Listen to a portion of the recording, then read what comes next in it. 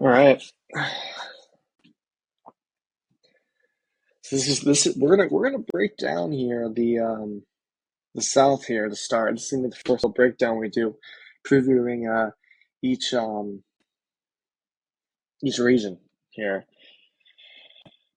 We're gonna go match by match. I'm just gut instinct how I'm feeling about each game in each round of 64 game.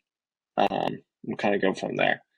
Um, I'll choose the who I think is gonna win each one, and yeah, I'm also gonna take Auburn in this one. Um, yeah, we'll take Auburn. I do think St. Francis will win that playing game, but you know. Well, now we get to the first, um, first very interesting game. Louisville Creed. I did just see that Rain Smith is going to play in the tournament, which is obviously huge for Louisville. But Fats Edwards has been killing it. Coming off, I think he had what did he have? 29 against Duke. Um, Yeah, so he had 29. Yeah, he had 29 against Duke in the ACC chip. He had 21 against Clemson in the ACC semis, 25 against Stanford in the quarterfinals, 16 against Stanford in the last game of the season, and then 35 against Cal. Um, and then on March 1st, he had 23 against Pitt. So basically, in March, he's put up 23, 35, 16, 16, excuse me, 23, 35, 16, 25, 21, 29. So Fats Edwards has been a bucket since March, which you love to see because it's kind of the one concerns about Louisville is you don't really have a star guy, go to guy. But Fats Edwards looking like that guy, and I really think Louisville needs to try to get to the cup here. Obviously, Creighton don't foul. They're like like they're one of the best not fouling teams in the country. But yeah, so I'm leaning towards Louisville in this game because I like look Creighton.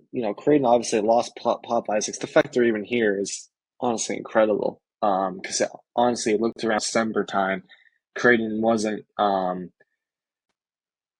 even probably a tournament team. So for them to just make the tournament is obviously a huge accomplishment. But really, if you can shut down Ashworth in the perimeter, there's not much outside them. Obviously, Kalkbrenner's there, absolute stud defensively. Everything just gets funneled into him. That's why Creighton does such a good job of funneling out the 3-point line and trying to lead everything to Kalkbrenner. They've been almost famous for that here since Kalkbrenner got there.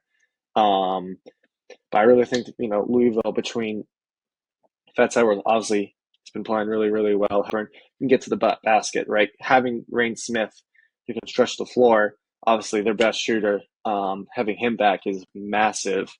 But I really think, Chucky Hepburn being able to shut the water off of turn the water off of Ashworth will be huge in this one um, for Louisville. Because there's McAndrew, who's not bad. But really, if you can shut down, if they can, shut down, if Hepburn can shut down Ashworth, I like Louisville, in this one. Although I do think Creighton can pose some is kind of like their kind of build would cause problems for Auburn in the second round. But I am leaning towards Louisville in this one. Louisville's, they're different ways. And obviously, have been, Louisville shouldn't even be in this game. I forgot to mention that. Like Louisville was clearly way more deserving um, than just a 8 seed, right? So this is basically like a 6, 7 seed playing as an 8 seed, right? I mean, they just got ranked. AP poll came out yesterday, and Louisville I think was like 11, 10. But yet they're an 8 seed. Um, just did not deserve that. They were just never an 8 seed, right? This is a dangerous team. And not to mention Louisville's play. This game is being played in Lexington, right? It's basically a home game for Louisville. Right? There's not going to be many Kentucky fans hanging around there going to watch their game. They're going to be at watching their team play, Kentucky, right? And it's not going to be a long. It's not a long trip for those Louisville fans down to Lexington, right? Um, Obviously the game's at Rupp, so Louisville basically a home game. I'm actually going to take Louisville in this one. Um, Between Hepburn, Ryan Smith being back, Terrence Edwards, who's been killing it. That's enough. I like Louisville in that one, right? So you got Louisville there, and Pat Kelsey. What a story! After the last two seasons of the Kenny Payne era, get win a tournament game. This is amazing. Anyway, Michigan UCSD. Everyone who follows my account knows how much I love this UCSD team. I love this UCSD team. Um, but when I saw them get Michigan, I was really disappointed, right? Really disappointed in them drawing Michigan. Look, UCSD, an average height is like 117th.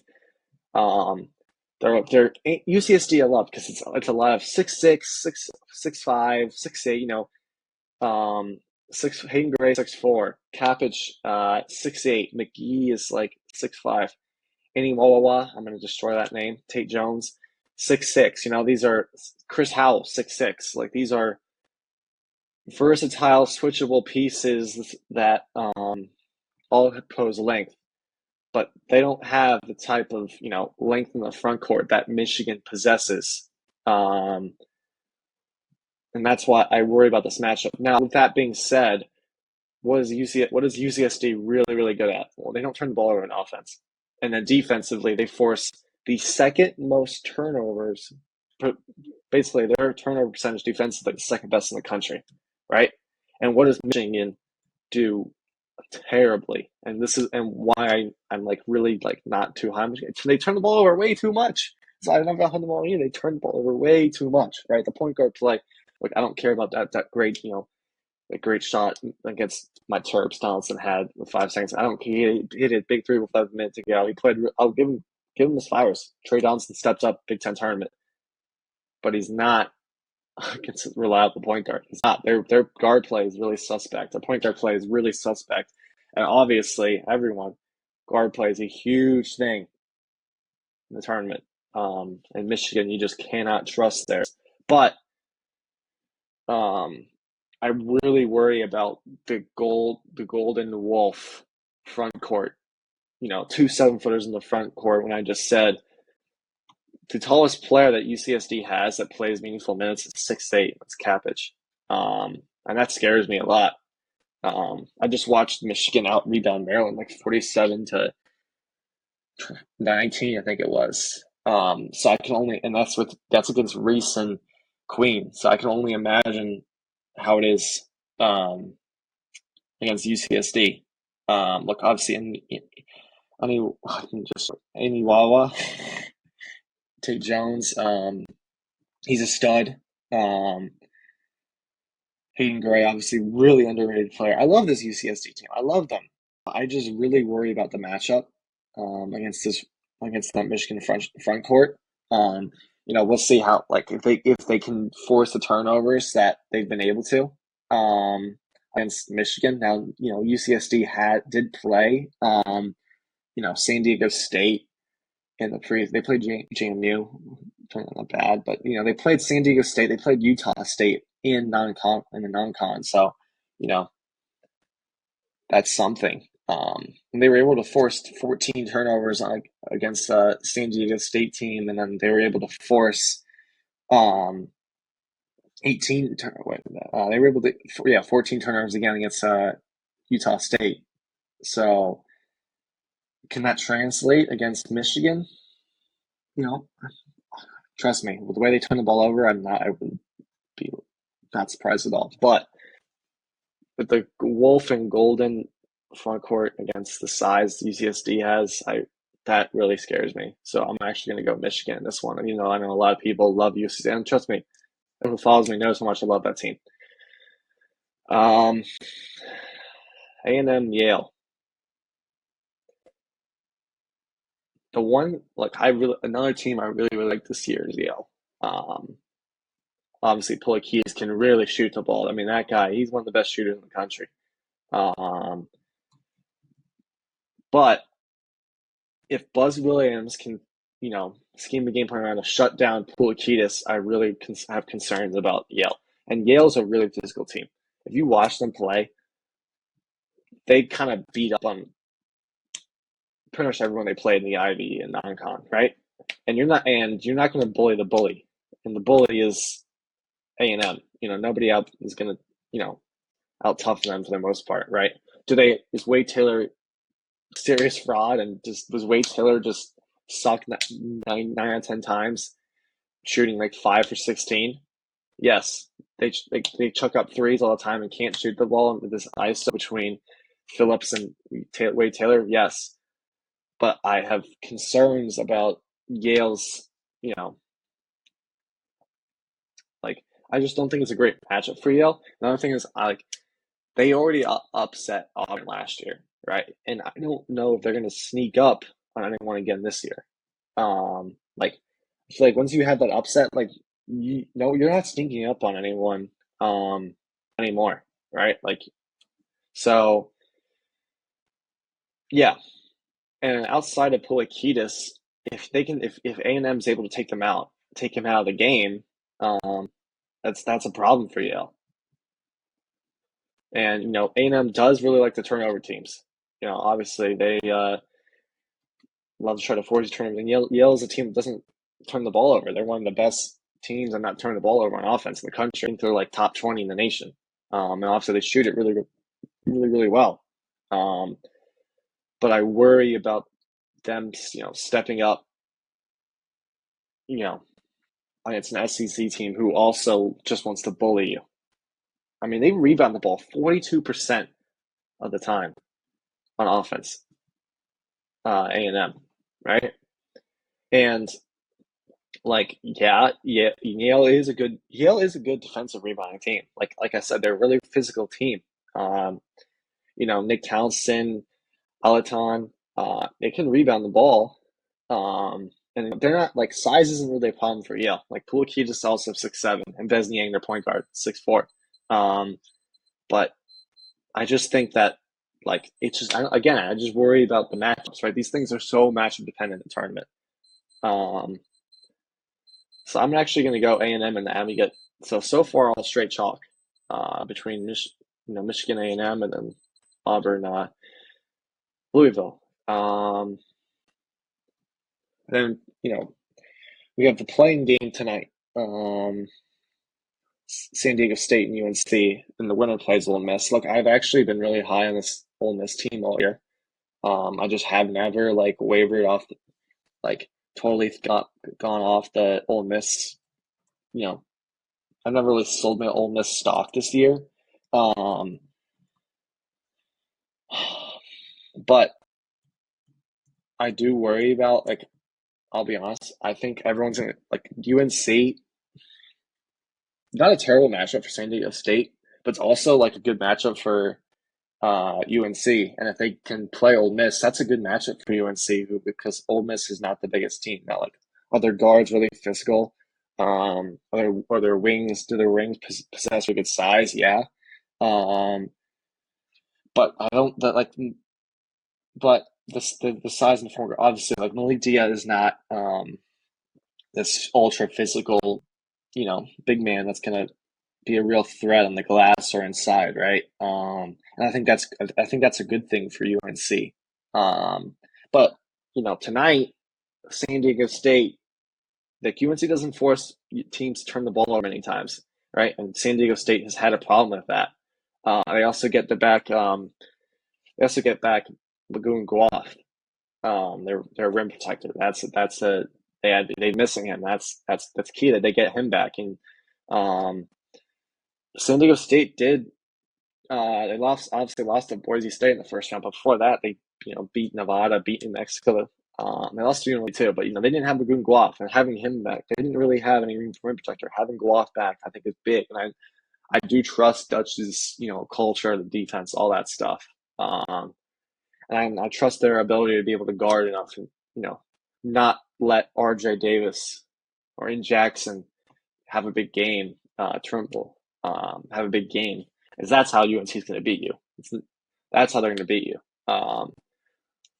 but I actually again, I actually like I said, I like Ole Miss. I like the talent they have. Obviously, Chris Beard's one of the best, coaches we have in the game. So I'm gonna go Ole Miss. So yeah, I know straight chalk so far. Um, but don't worry, we won't be going straight chalk. Um, Look, Lipscomb, I know. Look, Iowa State losing Gilbert, big deal. Um, but I just I don't I this is one of the 3-14 games I just cannot see is Lipscomb beating Iowa State. Um, Obviously Iowa State like Lipscomb not a terrible defensive team, but and they play this kind of slow tempo and um they can shoot the ball well. You got Will Pruitt on the outside. Joe Anderson's been killing it. Like Joe Anderson is their X factor. Joe Anderson came up huge for them in the ASUN tournament. Um, let's see, Joe Anderson, he had 23 in the championship. He had 25 in the semifinal against Queens. He had 28 in the quarterfinal. He had 13 the last game of the season. And before that, had 21. Joe Anderson's been cooking lately, averaging pretty decently over 20 a game since kind of the end of February, right? And I know Iowa State's lost Gilbert, but I just like having Joshua Jefferson played really, really well there in the Big 12 tournament. He's a stud. Lipsy, I think Lipsy's going to play again. And they actually hung with BYU really well without Lipsy and Gilbert. And you get Lipsy back. Um, they looked good against Cincinnati. That's fine. That's Cincinnati. But yeah, between Momcilovic, Lipsy, Curtis Jones, obviously, who went off against BYU, and Josh, I just think that's enough. Um, I just think that's enough. And like ASUN, yeah, they're not a terrible defensive team. But ASUN just you know it's a league with good offenses, but not great defenses. And Lipscomb's not a great defensive team. Can't remember say like my eyes I can see they're not a very good defensive team. Obviously Iowa State does such a good job at you know just you know guarding the paint. They'll turn you over. They'll turn you over. They're obviously really good defensive team. Um, and I don't really like Lipscomb in this one. Um, Not that because Lipscomb does keep the ball well. I mean, they don't turn the ball over much, but still, I like Iowa State in this one.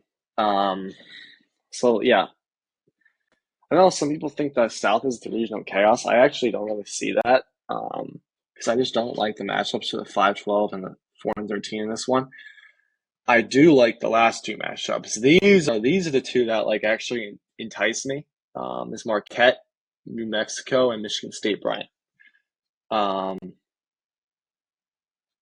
I'm gonna go through Marquette, New Mexico first. Obviously, everyone's gonna be saying Dent versus Cam Jones. Obviously, great. Cam Jones, I actually thought he looked really good in the Big East tournament. It looked like he got his legs back. There was a 2 3 months there was a 2 month spell there where it looked like his legs were just gone. And obviously, Marquette finished the season. I think they're in the last 12, they're 5-7. Um, but everyone's gonna be talking about Cam Jones versus Don Dent in this one. I really think the actual matchup here is Nelly Jr. Joseph against Ben Gold. If New Mexico can take advantage of that, um, then I think they win this game, right? I mean, Zuby Ejiofor destroyed uh, just destroyed Marquette in that game. He had 30. Zuby had 33. Um, just at 33 against Marquette. Excuse me. In 9 boards, right? And Look, who's the coach of New Mexico? Richard Pitino. Who's his dad? Rick Pitino. Who has St. John's played 3 times in their last 2 weeks? Marquette. You can't tell me that Richard Pitino hasn't gotten some scout from Rick. You can't tell me. He definitely has, right? And Marquette was up on St. John's by like 14. And then I think like St. John's outscored them by like 30 something there in that Big East semifinal last week after. And obviously they found something with Zuby, and that's how they're going to beat them. It's not going to be Dent. Because Dent's got Stevie Mitchell. Stevie Mitchell's going to be guarding Dent. That's going to be really tough for Dent. And True Washington will be on Cam Jones, which will be fun too. Because True Washington, very underrated, very good defender. But yeah, I like if New Mexico can take advantage of Nelly on the glass, in the post, that sort of thing, New Mexico should win this game. So I'm actually going to go with New Mexico there. And then Bryant, Michigan State. This one, like everyone has been obviously just riding the Izzo bandwagon here pretty much all season. I really like Bryant. I really like Bryant. Bryant has the sixth tallest team in the country in terms of average height, right? They got the defensive player of the year leading the American East and Connor Withers, right? You got Earl Timberlake, you got Rafael Pinzone, Barry Evans, Connor Withers, Keyshawn Mitchell at the 5. Kramer too, right? Kramer comes off the bench, right? So you got these long, athletic dudes with serious height, right? They're all 6'6" or taller for the most part, right?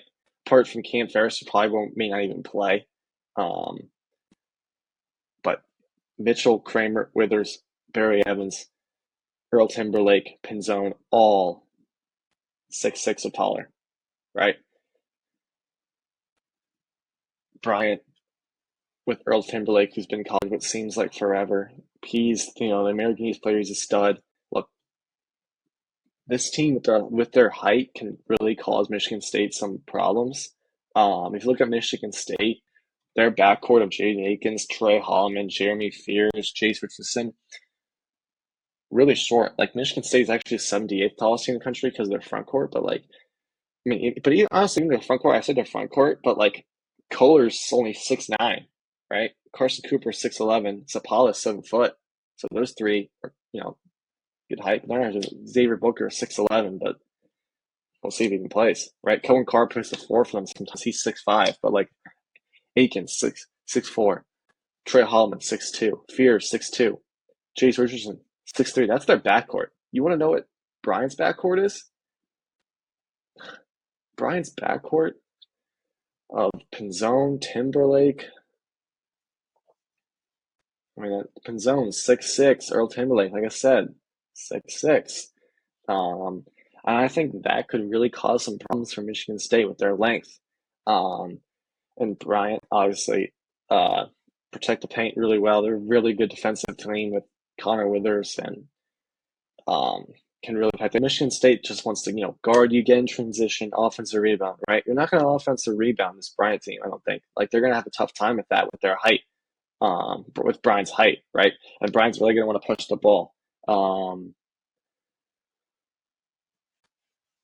And Michigan State is going to want to do that too. So it's going to be a tracking game. But I think that with Bryant's ability to, get on the glass, can maybe out physical Michigan State's guards. I think that's actually a good matchup for them. Is Bryant a great shooting team? Not really. Pinzone's a great shooter. Pinzone could shoot. I think Pinzone could shoot over some of the Michigan State's guards like Chase Richardson. But I actually sneakily think like if there's going to be a 15 or 16 win, it's Bryant. Like it's definitely Bryant. I think that's really up for debate. I think Bryant is the team to look out for when it comes to that. And Withers' height could really disrupt Jace Richardson, who's been obviously the key guy here for Michigan State lately. So I actually really tempted to take Bryant. I really like Bryant.